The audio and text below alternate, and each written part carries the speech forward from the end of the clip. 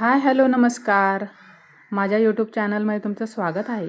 काल माझ्या मैत्रिणीचा मला कॉल आलेला. ती म्हटली की मला खमण रेसिपी पाठव तुझ्या हाताने बनवून.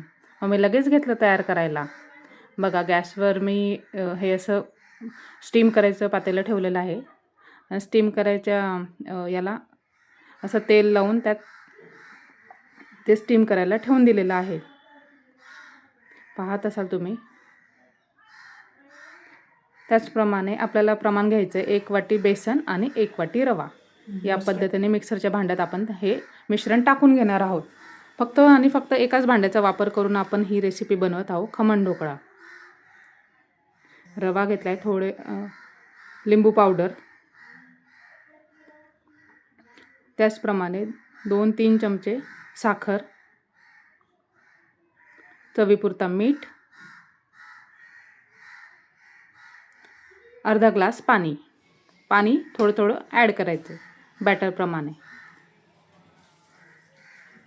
आणि फक्त हे मिक्सरमध्ये आपल्याला फिरवून घ्यायचं आहे, चालू बंद प्रोसेस करून. अशा पद्धतीने मी हे करून घेतलेलं आहे. बॅटर स्मूथ होतं याच्यामध्ये, छान आणि पटकन मिक्स होतं हाताने करत बसण्यापेक्षा. खूप छान ढोकळा तयार होतो या पद्धतीने केल्यानंतर. त्याचबरोबर यात टाकायचं आहे थोडा अर्धा चमचा सोडा किंवा बेकिंग पावडर तुम्ही टाकू शकतात यात, इनो, पण मी सोड्याचा वापर केला आहे. त्यानंतर परत याला थोडं तेल टाकून, एक 4-5 चमचे तेल टाकून परत मिक्सरला लावून हे फिरवून घ्यायचं हे बॅटर. मग ते चांगलं फ्लफी तयार होतं बॅटर मिक्सरमध्ये केल्यानंतर. अशा पद्धतीने बघा मी करते आहे. चालू बंद प्रोसेसमध्ये हे बॅटर तयार करून घ्यायचं आपल्याला. हे बघा, असं तयार होईल मग ते बॅटर असं व्यवस्थित तयार झालं ना, म्हणजे बुळबुळे दिसतात तिथं वरती. बघा, अशा पद्धतीने आपण हे बॅटर तयार करून घेतलेलं आहे. मस्त परत फेटून घ्यायचं आहे त्याला आणि आपल्या स्टीम ठेवलेल्या भांड्यावर आपण हे टाकून देणार आहोत. जेवढं मावेल तेवढं बॅटर यात टाकायचं आहे, कारण की ते स्टीम होऊन वरती येतं. त्याच्यापेक्षा थोडं कमीच टाकावं. आणि त्यानंतर मी फोडणीची तयारी करून घेते आहे. इथे मिरची, कढीपत्ता, कोथिंबीर अशा पद्धतीने आपल्याला ही कट करून घ्यायची. जिरे आणि मोहरीची आपल्याला फोडणी मस्त खमंग फोडणी देऊन घ्यायची आहे. तोपर्यंत आपला ढोकळा स्टीम होत आहे.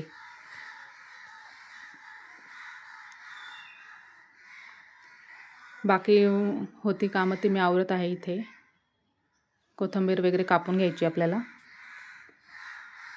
हे बघा, ढोकळा आपला तयार आहे, पाहू शकतात तुम्ही.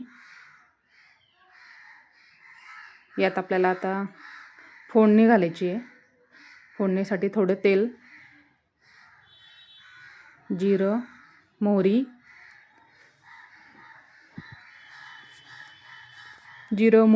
कढीपत्ता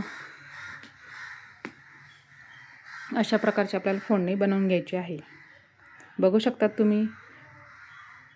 लाईक, सबस्क्राईब करायला विसरू नका ही रेसिपी आवडत असेल तर. मला बऱ्याच साऱ्या कमेंट येत आहेत की छान होते रेसिपी, परत तुम्ही ट्राय करा, म्हणून मला पण थोडं प्रोत्साहन भेटतं आहे. हे बघा कशा पद्धतीनं आपला खमण ढोकळा तयार आहे. याच्यावर मी ही सगळी फोडणी टाकून घेतली आहे. रेडी आहे खमण ढोकळा रेसिपी. तुम्हाला जरूर आवडेल. अशा पद्धतीने ट्राय करा एकाच भांड्यामध्ये. लाईक, सबस्क्राईब करायला विसरू नका. Bye, thank you.